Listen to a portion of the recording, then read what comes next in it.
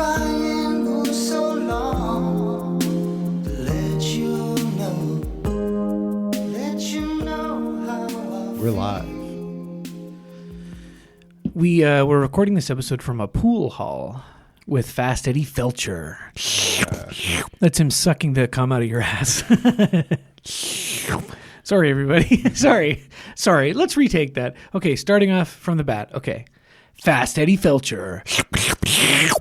That's him sucking the cum out of your ass. Oh, no, I did it again. All right, no. Okay, take 3. The color of money. It's green. Spoilers. Hey. Spoilers. It's, well, I guess it's not actually green. It's green. What do you mean? In America, maybe. Yeah, in America. Yeah, okay, Yeah. fair. Ours is pink and purple. Ours is pink and purple, yeah. Look at all that money. Yeah. And it's not even made out of paper anymore. No. It's polymer. Making that polymer. Yeah, you can't really, polymer doesn't rhyme as well in a rap song as opposed to like getting paper, stuff like that. Getting polymer. That's true, You know, eh? people And when talk you about roll up $100 bill to snort a line, the chemicals in the cocaine, they ruin the polymer. It breaks apart. The microplastics Yeah. in cocaine use these days is just that's the problem with That's- cocaine use. People never understood that cocaine is actually not bad for you. It's not cut with anything harmful, and it isn't really that addictive. It's the microplastics. It's microplastics. When you're snorting a line through a polymer bill, you're inhaling tons of microplastics. Mm-hmm. When it was paper, it was just germ. It was a variety of germs, right? Yeah. It's like you have to clean your CPAP mask. I'm getting one. Oh yeah, it's happening. It's in the works. It's in the works. I'm really putting it off. I'm going on Friday. I'm gonna get one. Just honest. Talk about crimes of the future. Yeah. I mean, there are lots of microplastics in our bellies. It doesn't mean you have to eat a plastic candy bar. No, Yeah. not yet. Not yet. Oh, hold on. Here's some more felching. Oh, yeah. Oh, that Tim Horton's coffee. Another sponsor. Yeah, that tastes felched in. Yeah. Yeah. You know when Tim Horton started doing steep tea? And they were like, and it wasn't tea. It was like, we got steeped tea. Like Yeah. it's been, we're doing it right. Yeah. And it's, now they sell felched coffee. I mean, because boutique coffee is a huge industry. Like, the pour over, the Chemex, I was spoiled with that for a while. Yeah. It wasn't mine, but it was, I supped from it, and now the thing is felched coffee for sure. Actually, you know what? Now this is true. I don't watch any of those awful shows that are like My Strange Addiction or whatever. Oh, okay. I don't watch that stuff. However, once in a blue moon, someone will bring something to my attention. And years ago, it's the only episode I've watched of the show, and I've watched it, I think, probably 4 or 5 times. Of My Strange Addiction. I believe it's My Strange Addiction. Okay. It is about a woman who lives a very normal suburban family life, but she's addicted to coffee enemas. She's addicted to. Did you know that was a thing? You know, maybe not, but like now that you say it, like I feel like I've heard that combination of words before. Yeah. Yeah. Okay. So, what she does is through a series of hoses and tubes, Yes. Shoots like, lukewarm coffee into her bum. Okay. And apparently the rush is ecstatic. Because of the nerve endings. You get really high. Well, that's how you get like really drunk from butt chugging. Yes, exactly. Which Alex and I both learned at Queen's University.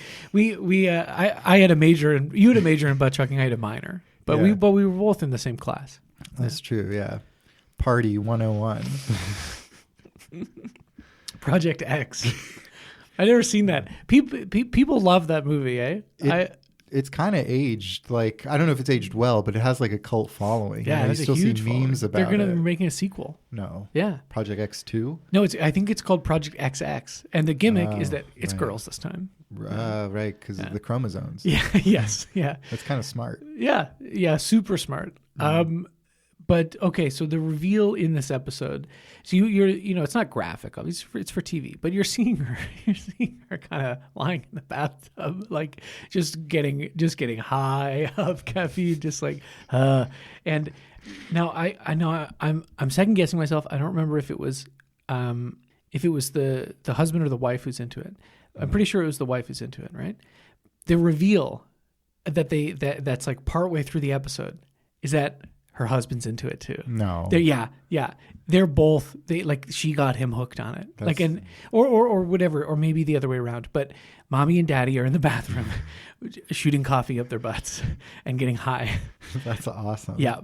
Yeah. They have kids too. They had like little kids. I'm picturing a contraption that's kind of like that one you don't see in Wonka's factory in the original one. It's kind of covered in blankets and whatnot, but it's like doing all sorts of stuff. Sure. And like, operated by Oompa Loompas. Yeah. Oh man. And that is the origin of Fast Eddie Felcher. Felched coffee. Yeah, felched coffee. Yeah. That's what he was the first one to bring felched. Well, okay, so this is a sequel to The Hustler. Yes. This is from 1986. This is The Color of Money. Okay. Not felched coffee. we find Eddie. He's still hanging around in pool halls. Yeah. But he's not hustling pool to make money. No. He's selling felched coffee. He's offering another service. He's selling a great hookup to, and is one of the first people to popularize felched coffee. Yeah. Yeah. He's also like, coffee enemas, you want one? He's offering coffee enemas around back. Yeah, of course. I can't do a Paul Newman. No, I don't know how to do it. Coffee enemas. He just sounds hot. He just sounds cool. He's he's so cool. He's cool. He's beautiful. He's just. But he's vulnerable. In this movie, Yeah. I mean, obviously in The Hustler too, right? But in this movie, like, the moments of vulnerability.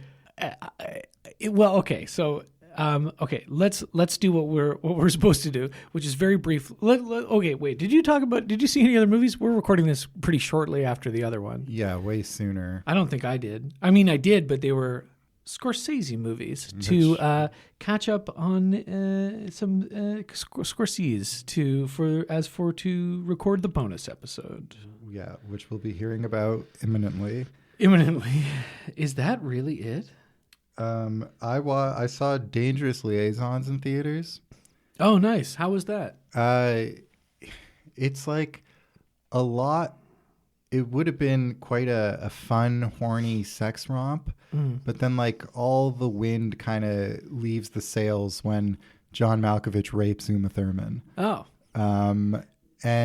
But is it supposed to be fun, a horny sex romp? Well, they kind of go back to the fun, horny sex romp atmosphere afterwards, and she's convinced by Glenn Close that she was kind of into it, and then kind of begins her sexual tutelage from John Malkovich from throughout the rest of the movie. So it's like that's interesting. Uma Thurman and I have that in common. the sexual tutelage. Yeah, you were taught by John Malkovich. Yeah, he showed me the ropes. He showed me how to shoot ropes. Yeah. That's many of us were, from the school of Malkovich as lovers. Yeah, of course. Yeah. Okay, interesting. It picks it back up, but it's just funny to watch in 2024. It's like, oh yeah, like, and then you read the reviews online, and like Roger Ebert was like, this is an electric, seductive movie, and it's like Roger, she says no multiple times.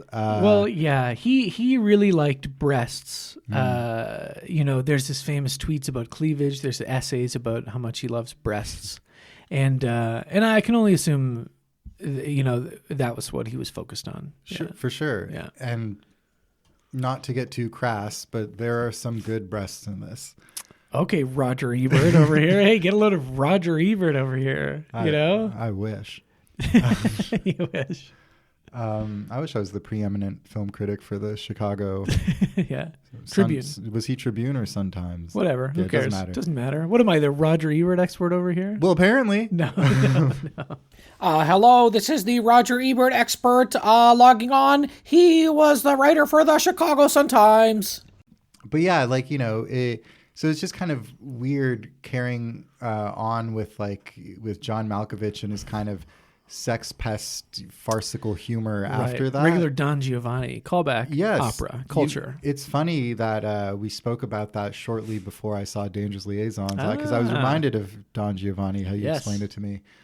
But you know, I think it's kind of aged poorly in a way that has just transformed it into something else that also kind of works, because now it's just kind of about, for lack of a better term, toxicity, you know, through the ages, how it was around even during the French Revolution, which we already know from the Marquis de Sade. Yeah. No, I know, yeah, it was birthed in the French Revolution.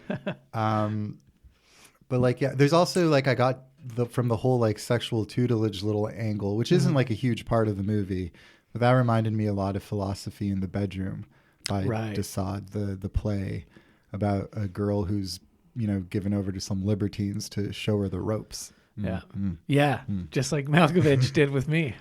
But then like, the whole movie, I just wanted to see Glenn Close and John Malkovich get guillotined at the end. They don't, but you know, they do get like their comeuppance and stuff. It's just kind of a movie where it's like, look at this terrible, like, you know, behavior and see where it gets you. You know what I mean?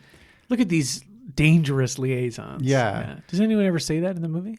Yeah. Oh, they say Dangerous Liaisons verbatim at some point, and I was like, that's the name of the movie. That's great. That's like in this movie where Paul Newman he holds out a bill in front of Tom Cruise and he says, "What is this?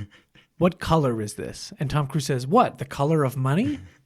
And he says, "Yes." That's probably the scene of the movie, right? Pivotal. And when he says, "Smell it," what does it smell like? And he says, "It's the smell of money," which was an alternate title. They chose not. It wasn't marketable enough. Right? It went a bit too far. Yeah. Taste it. He shoves it. He gently kind of places it on his tongue. He says, "What does it taste like?" And Tom Cruise says, "The taste of money." They did all that, and whatever the other senses are, we don't remember. You know, touch, I'm sure, is one of them. What does it feel like? Seeing ghosts. What? Yeah. The feel of money? The feel of the touch of money. So overall, like, you know, it was still fun, and I think it's an interesting watch in 2024. I recommend it. I'm definitely going to watch it eventually. I've been meaning to for a long time. It's also, I didn't realize this, Cruel Intentions is a remake of it. Like, it's almost like a direct lift. Dangerous Liaisons, Cruel Intentions. That makes sense. I don't think I've ever properly seen Cruel Intentions. I haven't either. But movie night. Movie night. Yeah. Alex and Ben, the boys, movie night. Getting horny over Ryan Philippe and Selma Blair. Yes. Excellent. But so I watched that, and then as I had mentioned, friend of the pod, past and future guest Sam and I had a Showa-esque viewing of the trial of Tim Heidecker. Yeah, okay. And, well, it was 5 hours long. Yeah, no, sure. Just as important. Well, it was a great time, and being better versed in the on cinemaverse now, it's hard to deny that it's, you know, anything short of a comedic masterpiece. There are things that they build towards in the on cinema universe that pay off in such incredible ways, and it's also like a really good send up of just that kind of reactionary, immature political discourse that kind of started happening when Trump got introduced into the picture, you know, just the pettiness and the low blows on like either side, really. Yeah. And how it just kind of leads to the, you know, dissolution or the like destruction of American systems, in this case, like the judicial system and stuff like that. And it's super surreal. Like, it's so well done. We were talking about like how logistically it was made. So they would have had to like figure out all the elements of the trial and then get all these people, like all the actors are just super professional, and some used to be like, we used to work in the law system as lawyers or whatever. And like, it's like they were almost briefed on all the details and then given free reins to like write their parts as if this was a real trial. But of course it's this absurd trial where Tim Heidecker is facing up to 400 years in prison. It's so funny. I'm gonna watch it. And then watch it. they bring, because like the witnesses they have who are playing like real people are like, you know, they're so good, they're so spot on, they feel real. And then when they bring on a witness from the On Cinemaverse and that like absolute clash of like you just a real person and then this like, you know, freak. Yeah. It's so funny. It's, you know, it's almost 5 hours long, and I like almost can't wait to like watch it again. Kind of like some of the gags are just so good. Let's do it then, because by the time I catch up, it'll be a while. It'll be a while, and we'll just you'll be ready to go. And I bet you Sam would want to too. Like we were keeling over laughing. Like it's so funny. I would love to. Anyway, yeah, those are the two I watched: Dangerous Liaisons and The Trial of Tim Horton. Yeah. Well, all the ones I watched we're going to be talking about in the next bonus episode. Okay. Get Nothing ready. else. Get excited. No. It's only been a couple days. That's true. Yeah. Okay. The Color of Money. Let's jump right into it. Green. It's green. Yeah. In America. Here we have there's blue. There's red. Purple. Is there red anymore? Purplish. There's the 100 is what is 100 is like, it's kind of light tan. brown? Yeah. Tan. Yeah. It's like the tan suit Obama wore. Remember? And everyone said, "Oh, that's not nice. That's a bad suit." And then there was some commentary that was like, "It's amazing that like the only scandal Obama had is that he wore a tan suit." And it's like, that and the droning. Yeah, no, you're right. That really is the only faux pas. That's the only transgression is the Canadian $100 bill colored suit. Yeah, spotless record. Yeah. Anyway, not a war criminal.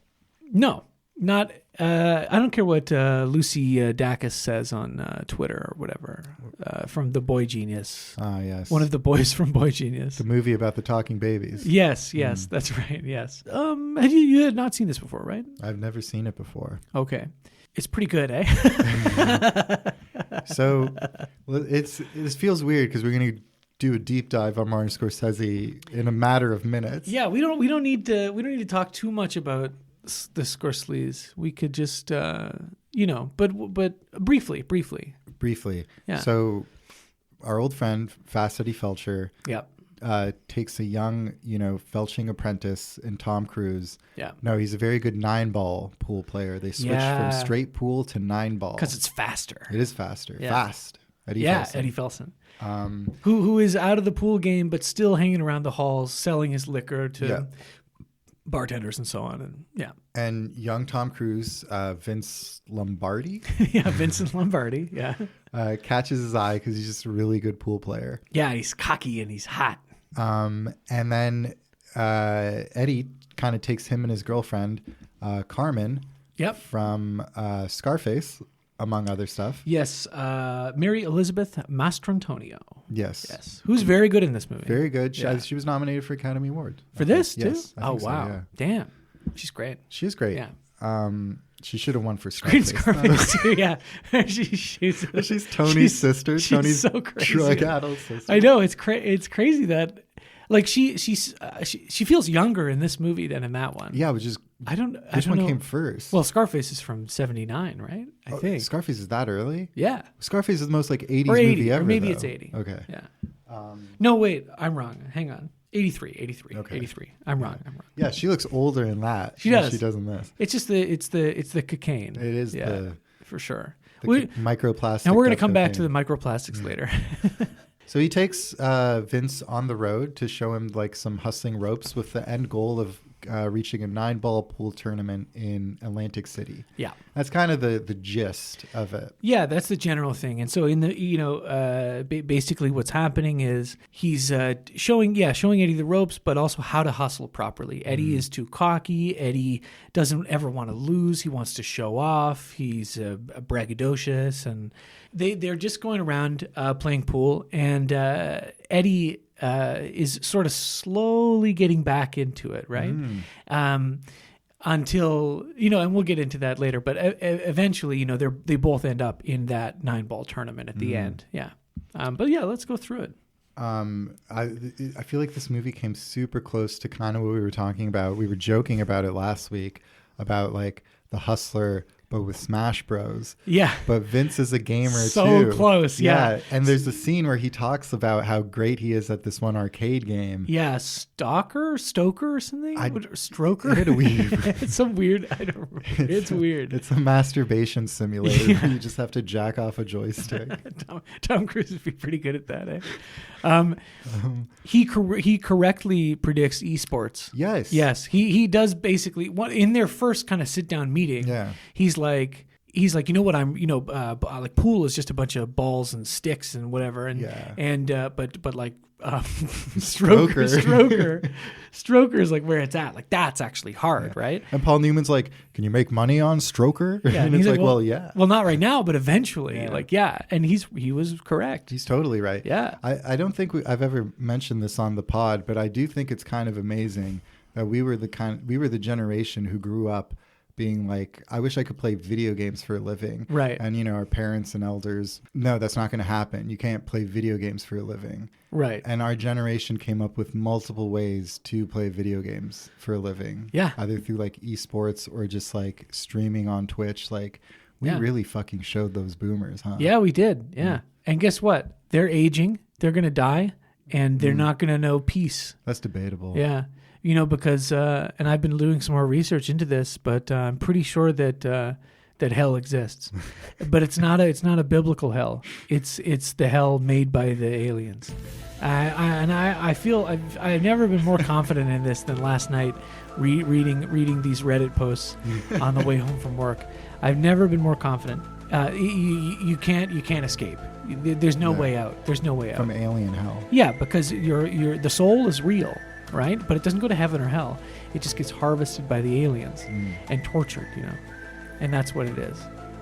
That's all there is, right? Yeah. And so that's all there is. Yeah. And so I think The Color of Money is kind of about that.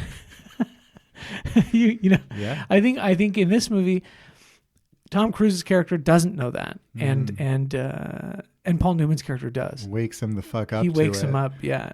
That life is just a long wait until our souls are harvested and tortured by the aliens. Yes, exactly. For pleasure and for energy and right. But in my opinion, it is specifically sexual pleasure.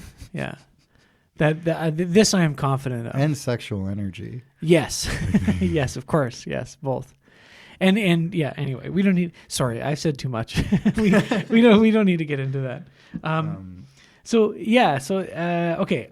I had seen this once before, ages ago, like, I don't know, January 2016, I think it was. And on like a crappy DVD, I'm sure. And, I don't know if there's a nice, I downloaded it from the illegal movie downloads, of course. During Trump's inauguration? Yeah. This is a beautiful looking movie and beautifully constructed. So, I think the bits of pool playing in The Hustler, the original, are very good and shot with and edited with quite a bit of energy. But this movie is next level with that. It makes pool look cool, which I think is difficult because the actual mechanics of the game I don't really think are that visually interesting. No. You know what I mean? Marty set out to make pool, 9-ball pool, as sexy as possible, as dynamic as possible. And him and his editor, Thelma Schoonmaker, did a phenomenal job at that. Yeah, and so it's shot by Michael Ballhaus, who's a German cinematographer. Him too. Who started with a bunch of Rainer Werner Fassbinder movies in Germany, but then made a bunch of other great Scorsese films. There's a great run of Scorsese movies he shot. He also shot Last Temptation of Christ and Age of Innocence and a bunch of other movies we'll be talking about soon. And of course, one of my favorite films of all time, Francis Ford Coppola's Bram Stoker's Dracula, which is huge. But also, this is the funny thing about cinematographers and editors, right? Is I think cinematographers more so than editors often get a lot of credit or get lumped into an auteur theory sort of thing, or some of the name brand ones like Ballhaus maybe, or what's that fucking guy? Everybody Roger creams. Deakins. Yeah, Roger Deakins. They're like, oh yeah, it's like a, you know, you can really tell it was shot by Roger Deakins. I'm like, yeah, there's some truth to that, but ultimately, all of them, if you look at their cinematography, filmography, there's all these outliers that are like, well, like, you know, oh, they worked on Super Babies too, Baby Geniuses or whatever. Yeah. For example, I know this is one of your favorite films, Michael Ballhaus, shot Wild Wild West. Okay. Yeah. Yeah. I was like, Yeah. what's it going to be? And you know what? You love Fair. that movie. Yeah. You love that movie. You see, I can't, every time I walk in here and into your apartment to record, you're humming Wild Wild West. Yeah. Wicked Wild Wicked Wild Wild West. West. Jim West. Yeah, he's the best. That's how it goes, That's how- right? yeah. It's a Western. What rhymes with Western? That's tough. Festerin. Yeah. Great. I wish there was a sequel so we could do it on this pod, but alas. Oh yeah, it really is too bad, that it didn't take off. Yeah. But so this movie, you know, just that opening scene where it's like where you're coming in on Fast Eddie Felcher. He's older, but is he any wiser? Interesting question, Ben. Wiser, like JP Wiser's the whiskey, because Yeah, that's what right? he's hawking. That's what he's hawking. He's like convincing the bartender, who's also his kind of girlfriend, Yeah. to buy this like cheap whiskey and rebottle it as like Wild Turkey or whatever else. Yeah. And it's he's hustling. He's still hustling. He's still hustling, right? But he looks cool as shit. He's got a cool mustache. He's got the dark glasses. I want to say he aged like wine, but he aged like whiskey. Yeah, You know what I but mean? like good whiskey. Oh, yeah. That would be then rebottled with bad whiskey. Yes. Yeah. Yeah, and then, you know, in one More Night, the Phil Collins song is playing. Yeah. And then you get baby John Turturro coming in there, and he's trying to hustle somebody. So, you know, right off the bat, you see, okay, well, Eddie is still, he may not be playing pool himself, but he's taking on a mentor role. Mm-hmm. Kind of the Burt Gordon role, but you know, less malicious, right? To some other young up-and-comers. Mm-hmm. But John Turturro, kind of a dick. And Yeah. a loser in his own right. Yeah, huge loser. And he's got that microplastics problem. He's got a problem with the schneef. Yeah, Yeah. with the force bump. Paul Newman's like, you got some microplastics on your nose, kid. But he's getting absolutely creamed by Tom Cruise. Vince Lombardi. Yeah, the legend. Tom Cruise, young Tom Cruise. This is like the same year as Top Gun. He is hot. Wow. And he is great in this movie. I think he's perfect in this movie. His fucking shit-eating grin, you just want to smack him, you know what I mean? Yeah. But also, like, you can't deny it. Like, he's the kid, you know? Like, he is on fire in this movie. Well, it's like kind of what the character calls for. Mm-hmm. And it feels like a lot of kind of early Tom Cruise personas, you know, just that kind of hyperactive, like... Maverick. Yeah, sure. Yeah, Maverick. Yeah, he's a maverick. And he's bouncing off the walls with energy, not unlike he wound up bouncing on Oprah's couch and stuff like that. You know, Yes. it just feels very much like Tom Cruise, who's probably just like exploding with kinetic just energy and power at that time because he was popping off. Of course. And this is before he learned to rein it in and channel it through with Scientology. Right? Yes. Channel it into great evil. Before he was processed. Or what do they call it? Yeah. Auditing, processing, all that stuff. Yeah. Auditing. That was basically before they grilled him in an interview, got all of the dirt possible on him, and then said, if you don't keep paying us money, we'll tell everybody. Yeah. And at the time, I guess he didn't want that out, so who knows? No. Yeah, it's funny. I was reading on the Wikipedia. I'd never heard this before, but the French actor Jean-Pierre Léaud was, or Jean-Pierre Load, as it would be in English, was briefly considered for the role of Vincent, but he would have been too old. He would have been like in his early 40s, I think. How old was Tom Cruise? Tom Cruise would have been in his 20s still. Yeah, I think. Yeah. And then a couple years after this, he does Cocktail, which is really stupid movie. But I don't think I've ever actually seen it. it's really, really silly. But regardless, his career's going well. He's doing great. Yeah, he's on top. Yeah, and then Paul Newman, of course, as we had mentioned in the Hustler episode, he's nominated for Best Actor for that. He's nominated for Best Actor 6 times. Okay, throughout the years, even twice before this in the early '80s, he's nominated, but he never wins. 1986, the ceremony. Because this came out in '86, right? But the Oscar ceremonies are the next year. So 1986, that ceremony, the Academy says, they give him we're sorry, you're great, we're sorry you lost so many times. Here's the honorary Oscar. The next year, 1987, he wins. Shove it. Yeah. He wins for this, which is great. Yeah. I don't think that happens. I don't know how many times it's happened where someone has actually won the honor or like been given the honorary Oscar and then comes back and wins the Oscar. Especially the very next year. Yeah. Like that feels pointed, that was like a fuck you, Academy. Well, and I, not to spoil it, but as Eddie Felson says at the very end of this movie, I'm back. Yeah. Yeah. Great moment. Great moment. Anyway, yeah. So this I think like such a kinetic movie. Yeah. And the 3 leads are kind of perfect, right? Because you got Fast Eddie Felson, the character we know and love. He's, like I said, older, not necessarily wiser, but certainly carries himself with a lot of like. He's recovered a bit from the traumatic events of The Hustler. He has the semblance of a life that he seems pretty comfy in. Yeah, exactly. Mary Elizabeth Mastrantonio's character Carmen. Let's just say Carmen, or Mem.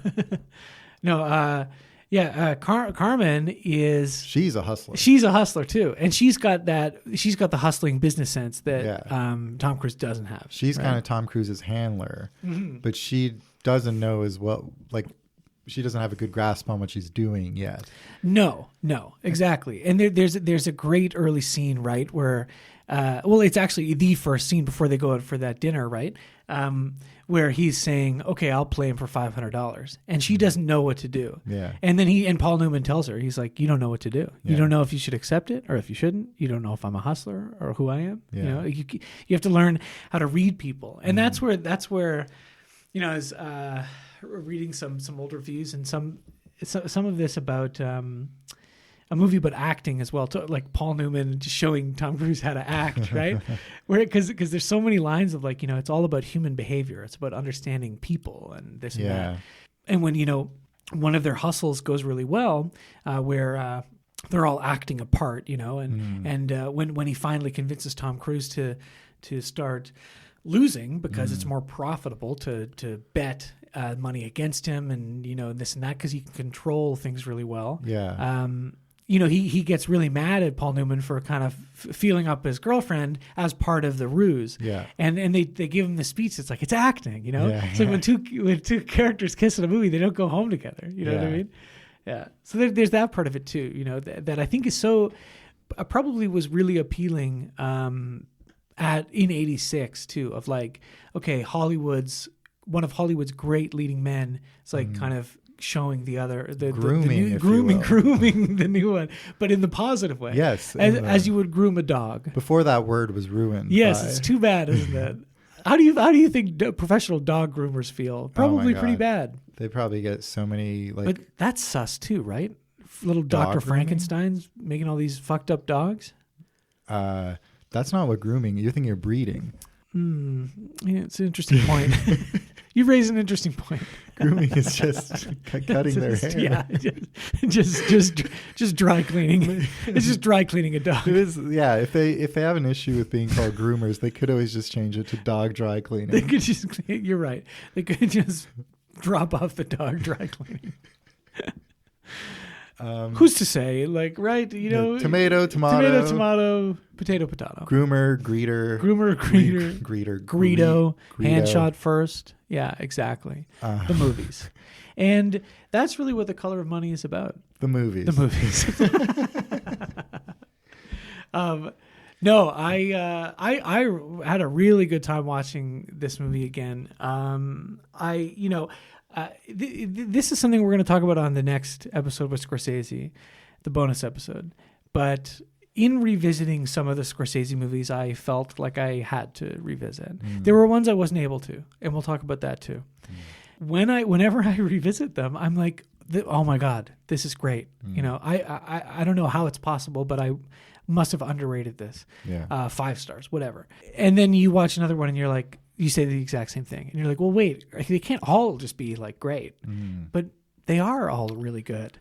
Interesting. I don't think this is one of his best movies. Really? This is what I was going to say. I don't think this is one of Scorsese's best. But I think it's among the best. But Yeah. this is what I'm actually saying. As in, it's not even in the top 10. Do you know what I mean? Well, okay. Yeah. Yeah. I see what you're Right? saying. Or maybe it is, but it's near the bottom. But it's still like an amazing movie. Mm-hmm. And as we'll get into in the next episode, there's maybe it's like 3 or 4 movies of his that are outside of the A and S tier, so to speak. And there's no other filmmaker like that. If you look at his contemporaries and his friends, like Spielberg and Lucas and They're all dead De or Palma, gone. and they're all alive. They're all alive. What are you talking about? They're all about to die. Yeah. They're all about to die. No, they're all still alive, pretty much, right? But or Coppola, right? Like Coppola's made some of the greatest movies of all time, but he also made Jack with Robin Williams, and Spielberg even. Well, fuck, I don't know. Maybe I'm trying to think. Like De Palma, I do like pretty much every De Palma movie as well. I think I've seen all of those too. Shout out to Scarface. Yeah, we're gonna have to do a De Palma one soon too. We'll do Scarface. Well, I'm not as big of a Scorsese guy as you. Scorsese. Scorsese. Scorsese. Scorsese. I like Scorsese. Scorseezus. Okay. Yeah, that's what his name is. Scorsese. Scorseezus. That's it. Yeah. And I haven't seen all of his movies. What? Yeah, crazy, right? Oh, you're gonna get a real lashing on this next episode.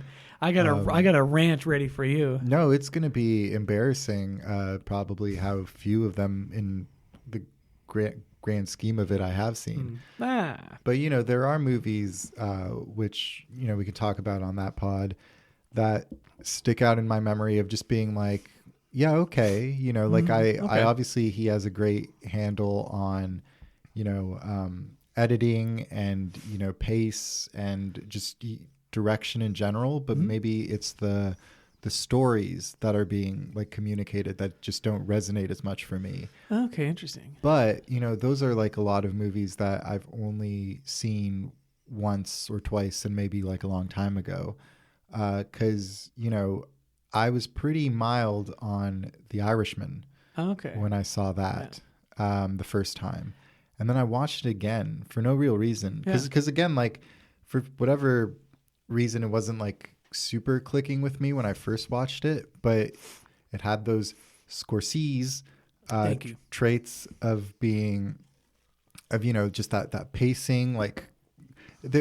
His best movies are just chronically watchable, right? Yes. The one of his best, which we'll save it for the pod, but Goodfellas. Yeah. If Goodfellas is just on TV back in the day when we had cable. Yeah. You would just be like, oh, I guess I'm watching Goodfellas for the next 2.5 hours. Hold my calls. Yeah. It's so compulsively just attention grabbing. It's awesome. Yeah. And there's something about the Irishman that stuck out in my mind. And I went back to it and I liked it way more the second time around. It's so good. So good. I still don't necessarily, I'm still not super in love with the faux documentary aspects of it. Yeah. Or obviously the de-aging is funny, yeah, but it's a little silly. Yeah, but it also gives that movie, I think, it makes it unique. It's The Irishman. It's the one with the de-aging, and it's kind of funny. Yeah. And I liked it way more. And yeah, for a 3-hour plus movie, even maybe it rips, and it's a pretty engaging watch all the way through. And Yeah, I just seen, obviously not too long ago, Killers of the Flower Moon. Yeah. And that thing's a beast, has a beastly runtime. It's a couple minutes longer than The Irishman, maybe. It's pretty much the same length, yeah. But it's just, long. you know, I was engaged and entertained the whole way through. Mm-hmm. And it does make me curious to, on the first watch as well. And it makes me curious to kind of like go back and watch some of these movies that maybe I wasn't super hot on. And I don't know, maybe just kind of appreciate them for what they are and enjoy that kind of like, you know, rip roaring pace he kind of sets out. Like Marty Scorsese's best movie, I call him Marty because we're on I know first name terms. I understand. They feel like a coked up small Italian New York guy kind of like telling you a crazy story, the most like engaging story you've ever heard, right? It's like, it's funny, it's off the wall, and he's just yapping at you, but it's not annoying cocaine talk. It's like, you're very happy they're doing it because it's so entertaining. Oh yeah, yeah. And The Color of Money even kind of starts like he opens it with narration about 9-ball pool. You know what I mean? Yeah. Like with his own narration. Yeah. It's great. So you know, it's funny that you say you don't think this is one of his. I watched and I was like, oh my God, this movie is like, you know, you don't hear people talk about it as much, but I think this has like all the best qualities of a good Martin Scorsese movie. Oh no, I agree. I just mean all I mean by that is in the context of the rest of his filmography. Yeah, if you you know if you he makes 26 fiction features, you know, if like maybe 4 or 5 of those, you know, are maybe in the lower tier, and then you got like 10 classics and like 10 other classics, right? Yeah. And as we're gonna get into, it's. There are some that I'm very confident in. I'm like, I think, you know, these are personally my favorites, right? But then something like this, like, I don't fucking know, you know, maybe it is. I'm not saying it's any better or worse than anything else. It's just like, you just have to make a decision, right, about it. And, Yeah, or more accurately, you don't have to make any of these ranking decisions. They're extremely arbitrary. That's really what I'm trying to say. They are important. They give us order and law. Yeah, okay. Dr. Jordan B. Peterson over here. Who lives on Olive Street, Toronto, Ontario. If you want the specific address, email us. but please do. If you have just opinions on the movies we talk about, we'd love to hear them. We will read them. We'll read whatever you send us. So the franchisees hateful things. pod@gmail.com. Yeah. And follow us on all the fun social media platforms. Yes. Which excludes Facebook because it's not fun. Yeah. Don't visit the Facebook page, which we do have, but it's not fun. Don't go to it. There's nothing there. We're talking about X and Instagram. Yeah, X. At Instagram. But anyway, me, as you know, not being as versed in Marty Scorsese, this I felt had those awesome traits of his movies. Oh yeah. And then I also just really appreciated the story too. I thought the story being told was really good and it was really strong. You know, about aging, maybe finding yourself again. You know, accepting the tutelage of an older man. John Malkovich. This movie, this podcast episode is very like every tangent has been thematically linked, which is kind of nice. It's perfect. That's the Scorsese touch. So I think this might be one of my favorite Scorsese movies that I've seen, you know? Yeah. Well, and it helps that we watched The Hustler not too long ago. Yeah, that's They're true. a great 1-2 punch. Yeah. That makes me really happy. I'm really glad you liked it because I thought you would. But you know, you're never 100% sure, right? No. But I thought you would. I thought you would really appreciate seeing a Scorsese movie that is like this, you know, is one of his most 80s feeling movies. Well, and yeah. and you know, partly because it came out in 1986. Yeah.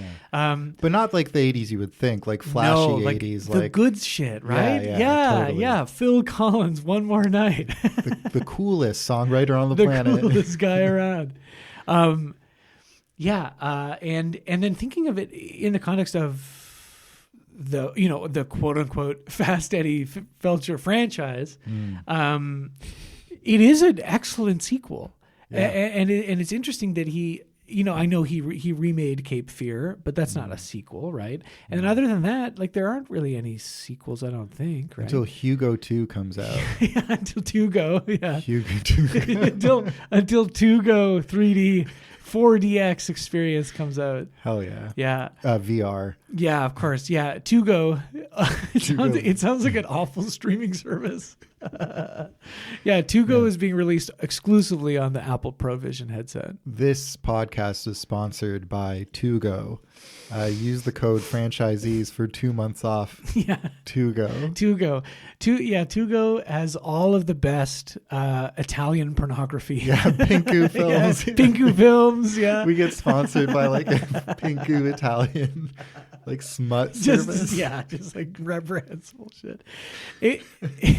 I know we said we wouldn't do ads, but if something like that comes along, you got to bite it, right? Yeah. We will shill for Tugo. Yeah. I want a free Tugo.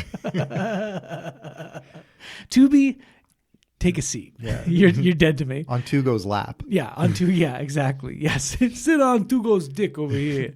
This is the new streaming service. You like a violent pornography, eh? I make you a violent pornography. Yeah. But it's legit. It's not like It's Videodrome. It's not like Videodrome. No, it's good. It's good. It's Yeah. good stuff. Yeah. Okay. That's the end of the sponsored segment. Yeah, it's an excellent sequel to The Hustler. Now, Minnesota Fast isn't in there. They were thinking of He's long dead. He would let's be on. real. Let's be real. I think Gleason was still alive and was approached maybe. But at least what it said on Wikipedia, it was like any attempts were just shoehorning him in. It didn't really make any sense, right? Yeah. You know what I mean? I found it interesting that It's not his story. they don't directly reference anything from The Hustler. No. But I think it's a testament to Paul Newman's performance that It's all you there. see the events of that movie Yeah. in his mannerisms and his kind of like the things he chooses to do, just like even on his face. You know what I mean? Like, yeah. Oh yeah, and that's where that vulnerability comes in. And I like when somebody wins an Oscar. Okay, Oscars are stupid. Who gives a shit? When someone wins an Oscar for like a career kind of like the career Oscar, you would say, right? Like, okay, you've been nominated. Here you go. Finally, you get it, right? The Revenant. Yeah, sure, exactly. The Oscar Glenn Close will win eventually. Rest in peace. In this case, I can see why people went for it because he is so good in this movie. Yeah. And as a sequel, it works so well, whether or not you've seen the original. But because, as you said, there are not explicit references or story lines being continued. But it's richer. But it's so much richer having seen The Hustler, and knowing where what this character went through when he was Tom Cruise's age, right? Yeah. Why he stopped playing pool. Yeah. And then when he gets back into it, you can still watch it in a vacuum and be like, this guy used to play pool, now he gets into it. But knowing like the whole thumb breaking thing and then being like banished by Burt Gordon, like it's just. And as we're watching him get back into it, you're like, oh, like he's back, baby. But you're also like, yikes! Slippery slope. This is probably not a good idea, right? Yeah. Like all it has led to is ruination, in your life. So, but what he kind of learns throughout the course of the movie, because like you mentioned, he's always trying to get fucking Showboat Lombardi to like tone it down. Like it's better when you're the underdog. Yeah. Like keep a lid on it. And that's harder for Vince because he's not as into the money as he is. He wants to show off how great he is. He's like, glory. I'm really good at pool. I'm really good at stroker. Like I want people to know. Yeah. And Paul Newman kind of learns the inverse, where he's been hustling for so long, always chasing that money, that paper, that polymer. Get that polymer. That he kind of forgets just like the thrill and how good it is to win an honest game of pool. Yeah. You know what I mean? Without like a hustle behind it. Because like you mentioned, they kind of part ways. They have a falling out or whatever, and they reconvene at the Atlantic City 9-ball tournament. Yeah. And they wind up playing each other. And Paul Newman beats Tom Cruise. And he's so fucking like relieved and happy when he does it. There's a moment where he almost like drops to his knees. Well, very, very quickly before we get to that, there just one or two other scenes before that set that up a little bit. Sort of the reason why he leaves, he figures, and I think this is correct, that Tom Cruise and Carmen, Master Antonio, don't need him, right? Yeah. They don't really. He's taught them some important lessons about the hustle, but like ultimately, if he's not going to listen and he's not going to play the game the way that Paul Newman wants him to play it, maybe it is best that he just goes out and succeeds how he wants to succeed, right? Maybe the winnings won't be as much, but if that's how he has to operate, then like whatever. So there's this kind of a big match between Tom Cruise and Grady something. Grady Seasons, Something yeah, like who's based on a real guy and the guy playing him is the real guy. That guy's great. Yeah, he was great. So funny. Yeah, and he's the real, he's the real Tom Cruise basically. Yeah. And they're like, listen, you got to lose because if you throw this match, it'll be high profile. People are here. They're noticing, right? And Grady Seasons is like the top dog. Yeah. Your odds will be lower when you get to Atlantic City, and the winnings will be higher. But he cannot focus on the long game. He cannot do the delayed gratification. And Grady is getting under his skin, right? He's a prick, and he's goading him. It keeps getting worse or something. Yeah, it's like a nightmare. Yeah, it's a living nightmare. Yeah, he's a little stinker. And Tom Cruise, whatever, he has to win. He has to show him up, right? Yeah. So Paul Newman, they go back to the hotel room. Paul Newman, he asks Paul Newman basically, "Are you mad at me?" And he's like, "No, it's fine." Paul Newman goes out, and I think, I guess, maybe inspired by that a little bit, like sure, frustrated by Tom Cruise, like not thinking about the long game, but the whole time Paul Newman isn't giving him any advice. Carmen goes over to give him advice, being like, "You should throw this game," right? But he's just sitting there silently observing, right? Anyway, so he goes out for a night by himself to play.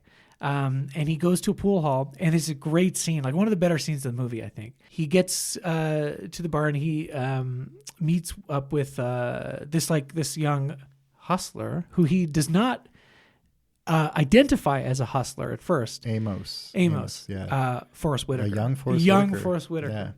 Because he's so like amicable, and he's playing his part so well. He's talking about like, mental health issues he's had and stuff. He just stokes up a conversation with him. It's awesome. Yeah, exactly. And so they play, and he's getting hustled.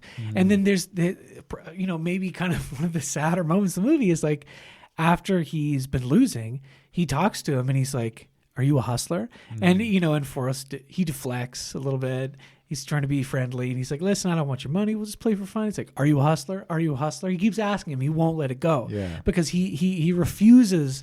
His whole sense of self and pride is about, I understand the emotions. I understand the human behavior. I can identify who's the hustler, because I am the ultimate hustler. Yeah.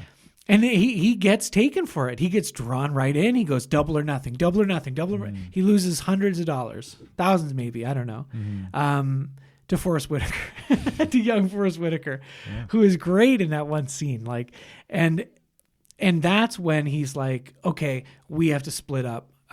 He's like, "You guys don't need me," and that's when he makes that decision for himself, not to quit pool again forever, but to double down himself and go through a training montage and get ready to get to Atlanta and to win, right?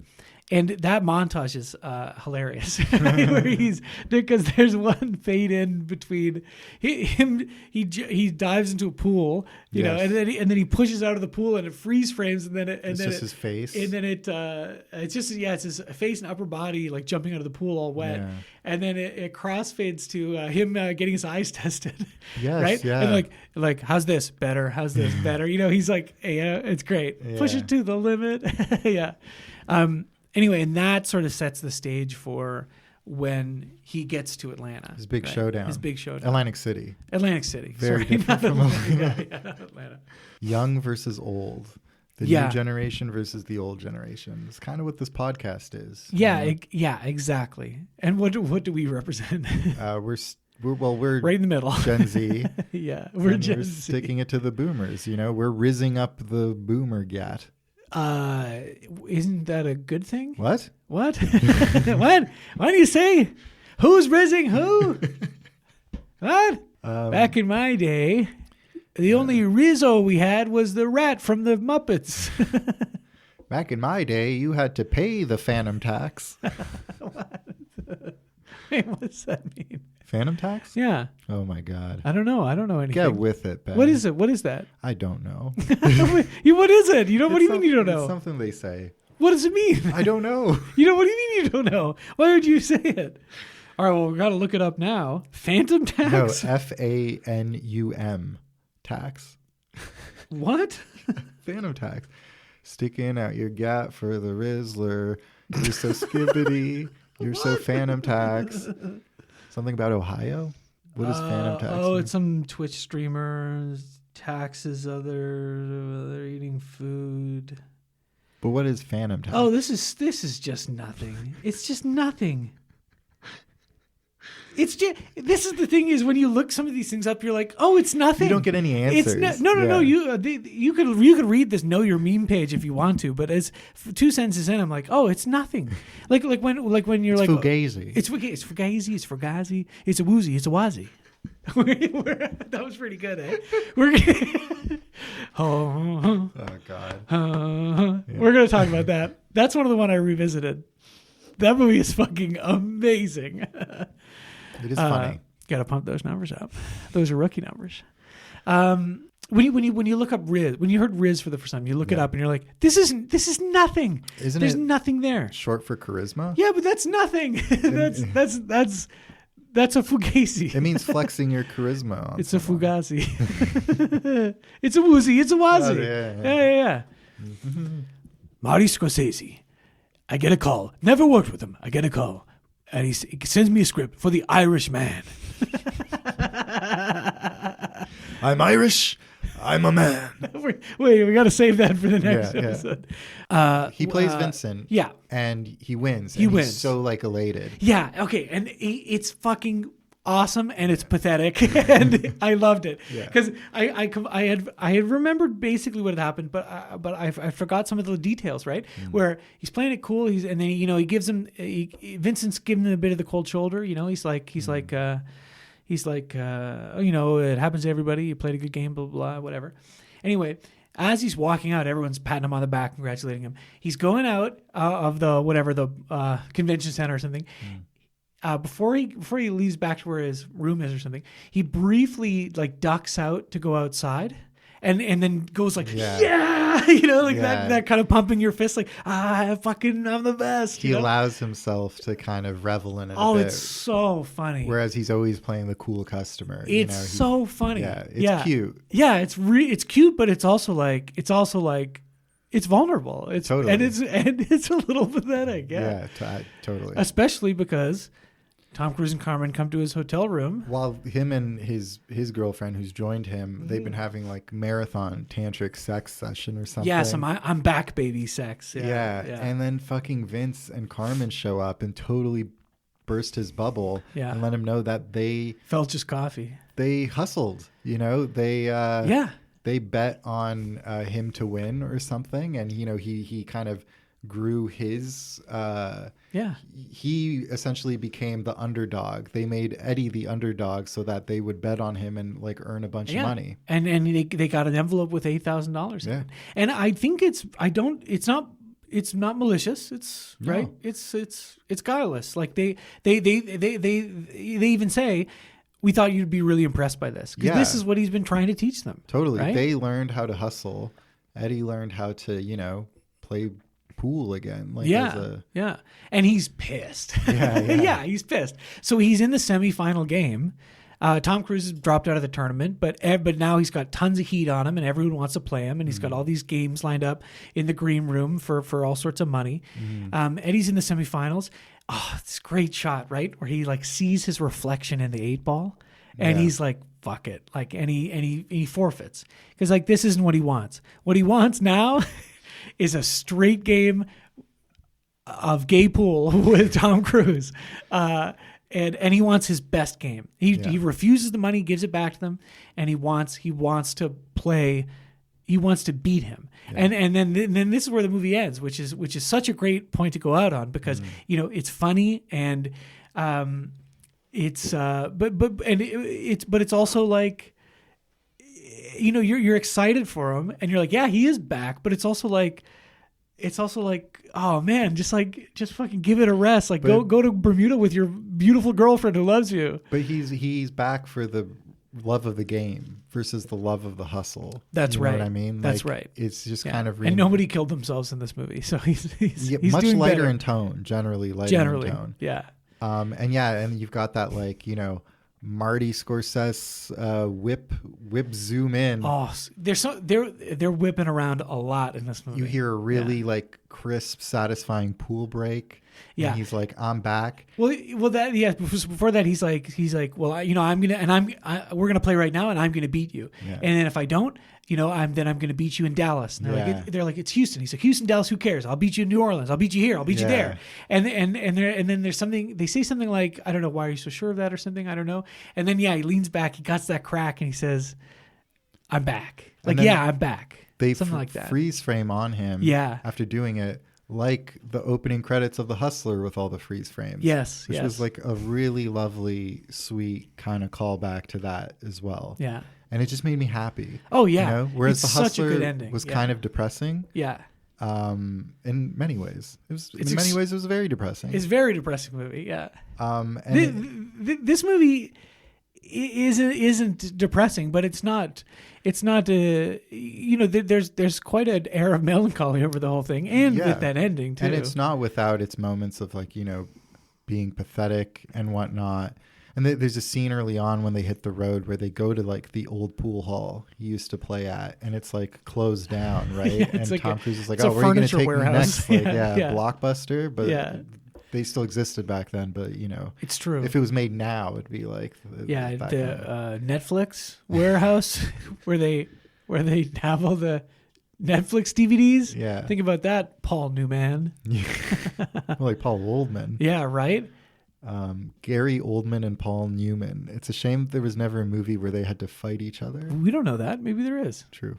I haven't seen every Paul Newman movie. Or a Gary Oldman movie. What if Gary Oldman was alive?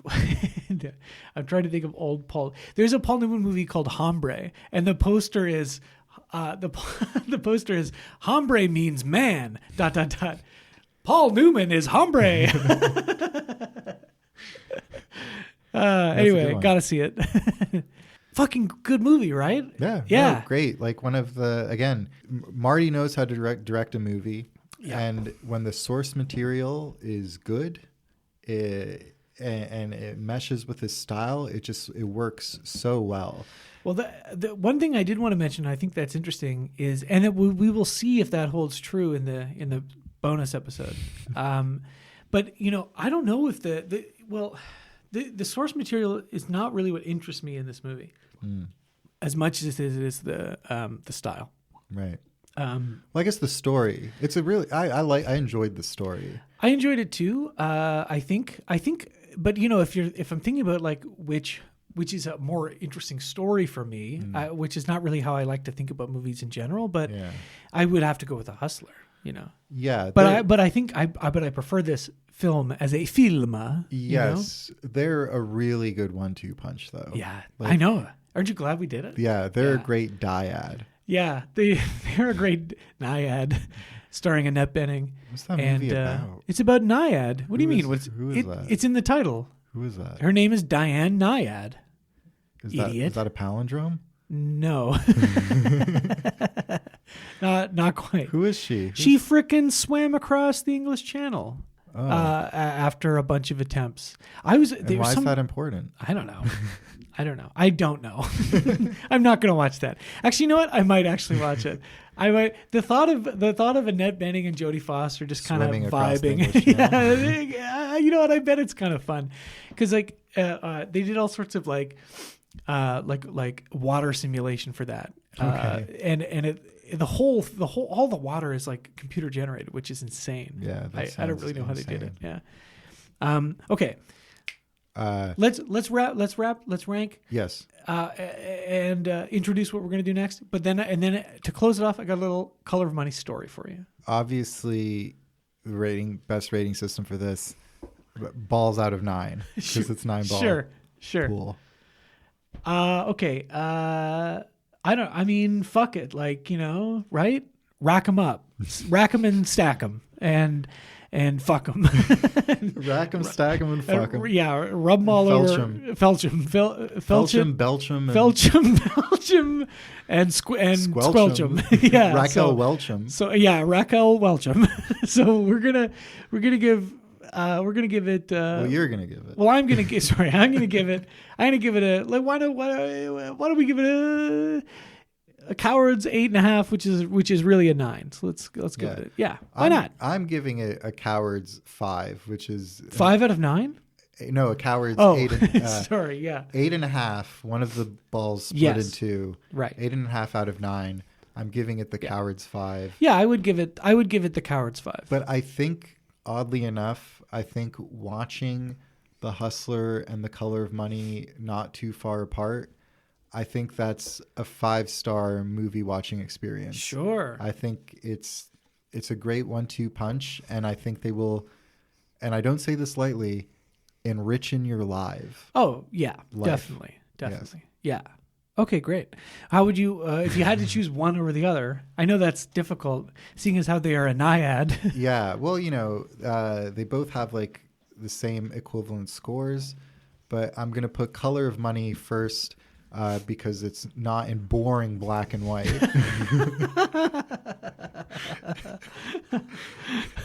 I'm being a bit facetious, but also No, you're not. No, you're not. Well, interesting. I honestly, frick, this is kind of a pointless exercise.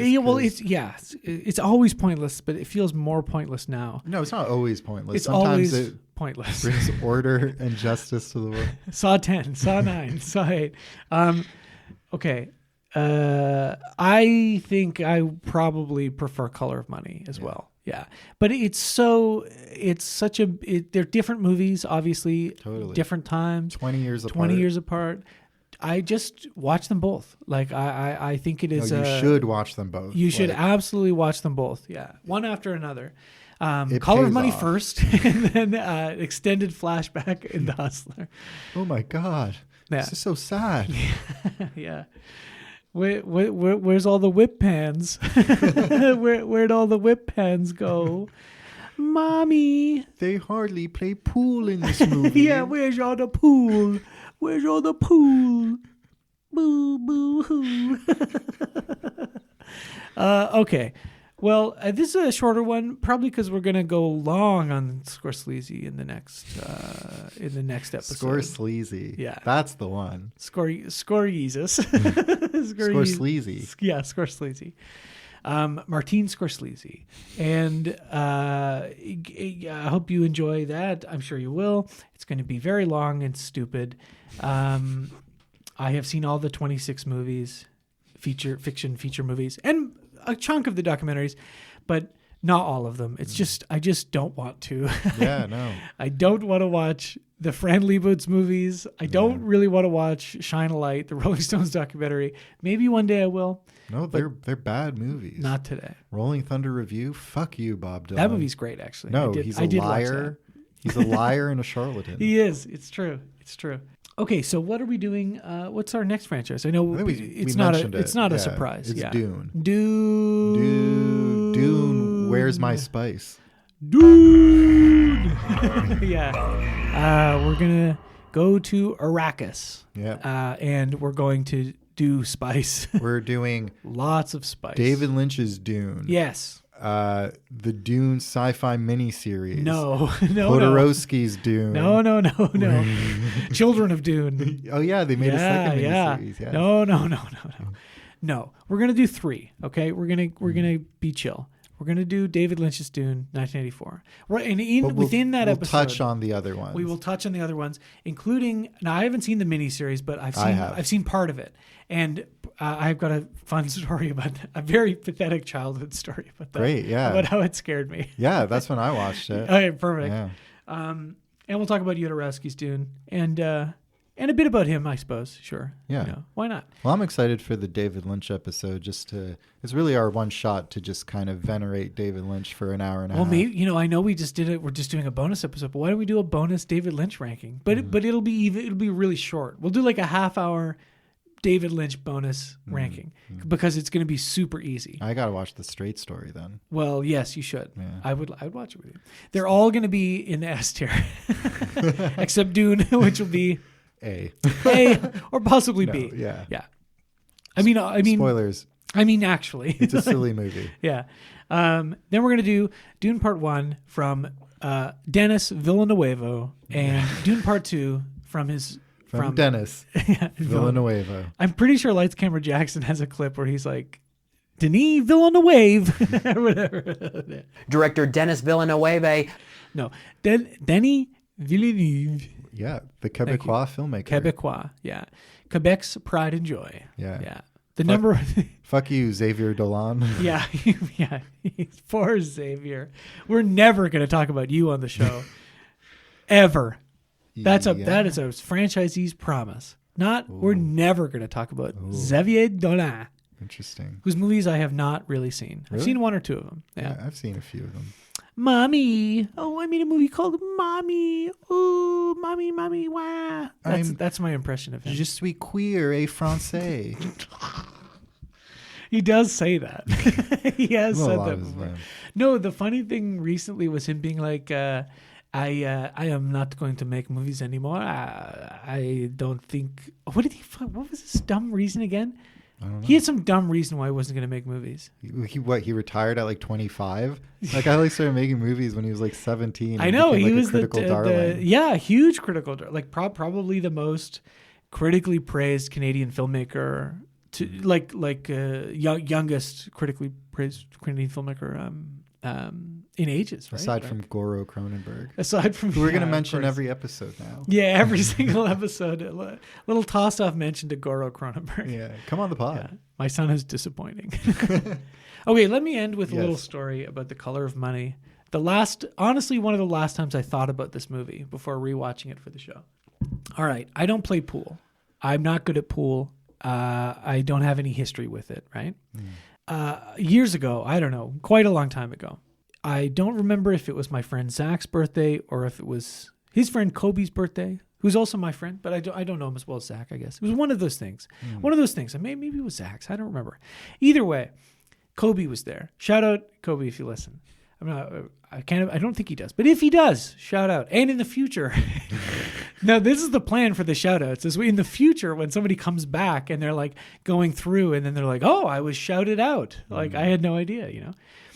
Okay. This is a story. We're hanging out. We're talking about aliens. I'm pretty sure this alien thing runs back years, Alex. We're at a bar that has a pool table and I think we're kind of like, oh, you know, we'll play pool. I don't know. Neither of us know how to play.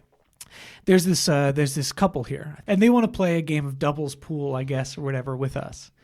And we're like, okay, and we're kind of looking at each other like, are we gonna get hustled? Like, I don't think we put any money down, right? I think it was just playing pool, They right? just wanted to play. Just wanted to play, and around this time, I was happened to have a bit of microplastics, on me, is dabbling in a little schneef, and so I thought this is we were playing. Kobe, no offense, wasn't getting any shots in. Ugh. I wasn't really doing super well either. Anyway, so I think, okay, well, this is a perfect opportunity to go to the bathroom, and just like Popeye does with spinach.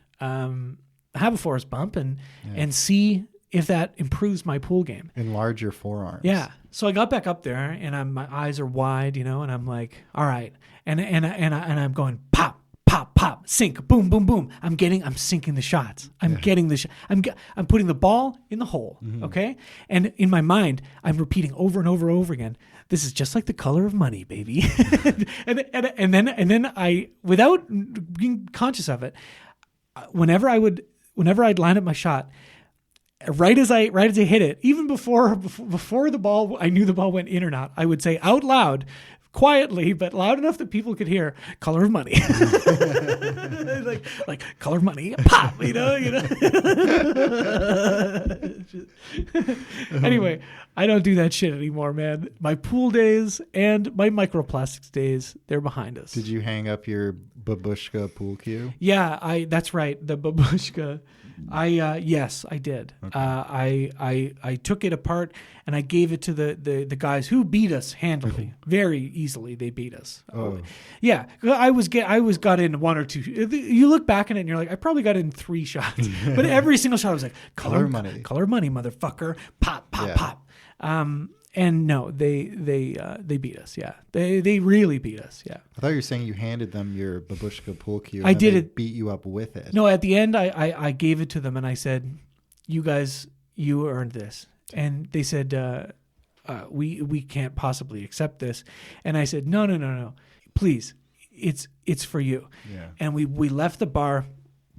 Seconds after we left, boom! A huge explosion, right? Yeah. There was a stick of dynamite in there. No. Yeah, I blew them up Looney Tunes style. The ultimate hustle. Yeah, and that is how Ben hustled that bar and went and did 10 years in jail. Yeah. Yeah, it's true. Many people died.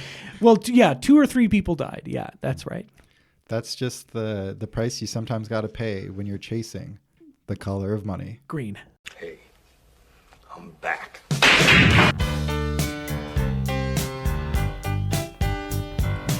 There are just too many great scenes in The Color of Money. So many, we forgot about the scene, to mention the scene where Tom Cruise is hustling, showing off, listening to Werewolves of London by the late, great Warren Zevon. Enjoy. Let him have a good Walking through the streets of Soho in the rain. have a good night. He was looking for the place called Lee Ho Fooks. Gonna get a big dish of beef chow mein.